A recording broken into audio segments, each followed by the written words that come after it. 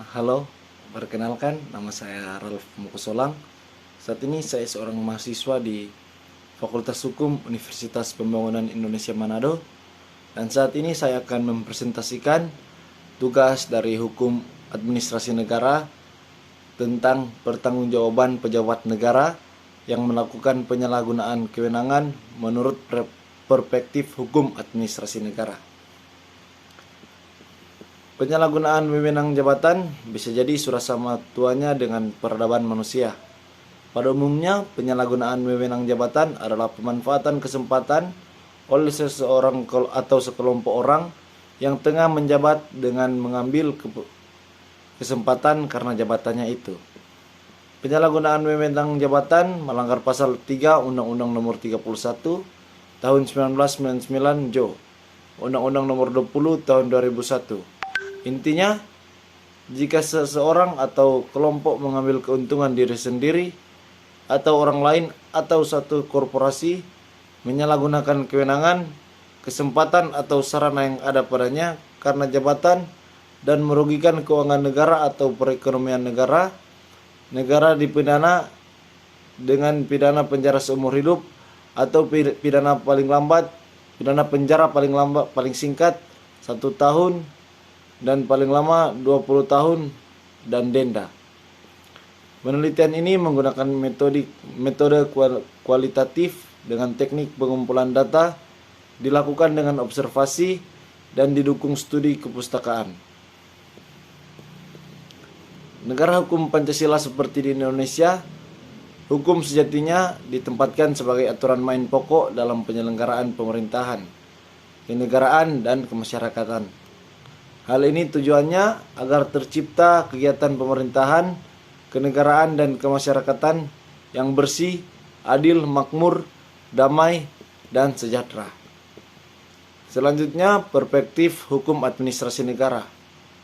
Abuse of power atau penyalahgunaan wewenang dan menyalahgunakan kewenangan merupakan istilah yang lahir dari doktrin hukum administrasi negara dan nampaknya core ranah hukum tersebut. Secara etimologis, istilah penyalahgunaan dan menyalahgunakan berasal dari dua suku kata, salah dan guna. Konsep penyalahgunaan wewenang. Penyalahgunaan wewenang dalam konsep hukum administrasi negara selalu diparalelkan dengan konsep détournement de pouvoir dalam sistem hukum Prancis atau abuse of power atau misuse of power dalam istilah bahasa Inggris. 12 secara histori, konsep détournement de pouvoir pertama kali muncul di Prancis dan merupakan dasar pengujian lembaga peradilan administrasi negara terhadap tindakan pemerintahan dan dianggap sebagai asas hukum yang merupakan bagian dari the Principes Generaux du Droit. Asas realitas ini dahulu pernah diterapkan dalam hukum positif Indonesia, yaitu dalam pasal 53 ayat 2 huruf B Undang-Undang Nomor 5 Tahun 1986 tentang peradilan administrasi, berkenaan dengan alasan-alasan untuk mengajukan gugatan ke peradilan administrasi. Pada bagian penjelasannya, ketentuan ini dinyatakan secara tegas sebagai penyalahgunaan wewenang. Walaupun kemudian ketentuan ini dihapus dan diganti dengan AUPB pada saat dilakukan perubahan terhadap undang-undang dimaksud.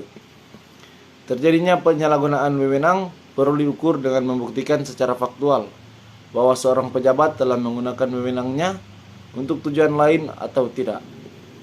Secara yuridis, penyalahgunaan wewenang dalam Undang-Undang Administrasi Pemerintahan dinyatakan terjadi ketika badan dan atau pejabat pemerintahan Pasal 18 ayat 2 Undang-Undang Administrasi Pemerintahan dalam membuat keputusan dan atau melakukan tindakan melampaui wewenang, mencampur adukan wewenang dan atau bertindak sewenang-wenang.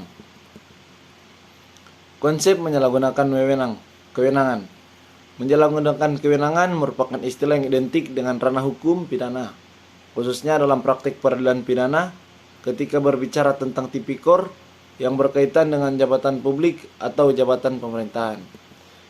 Menyalahgunakan kewenangan dalam konteks ini akan selalu berkaitan dengan jabatan pejabat publik, bukan dalam kaitan dan pemahaman jabatan dalam ranah struktur keperdataan. Namun, demikian istilah menyalahgunakan kewenangan seperti halnya penyalahgunaan wewenang seharusnya merupakan istilah yang lahir dalam rumpun hukum administrasi negara.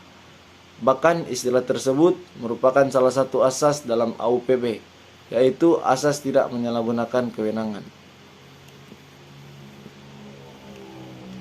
Pengertian-pengertian menyalahgunakan kewenangan yang disampaikan oleh para ahli hukum tersebut, khususnya ahli hukum pidana, termasuk pengertian yang disampaikan Badan Pemeriksa Keuangan.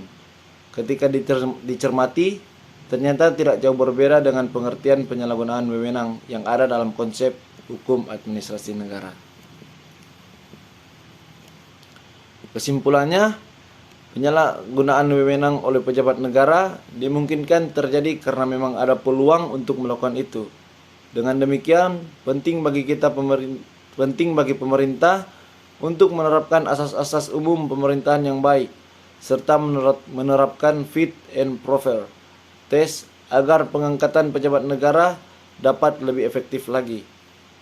Persoalan jauh lebih penting adalah mengetahui sosok calon pejabat dengan melihat track record perjalanan karirnya, sehingga saat dia terpilih menduduki jabatan tertentu, tidak ibarat membeli kucing dalam karung, seperti yang selama ini sering terjadi.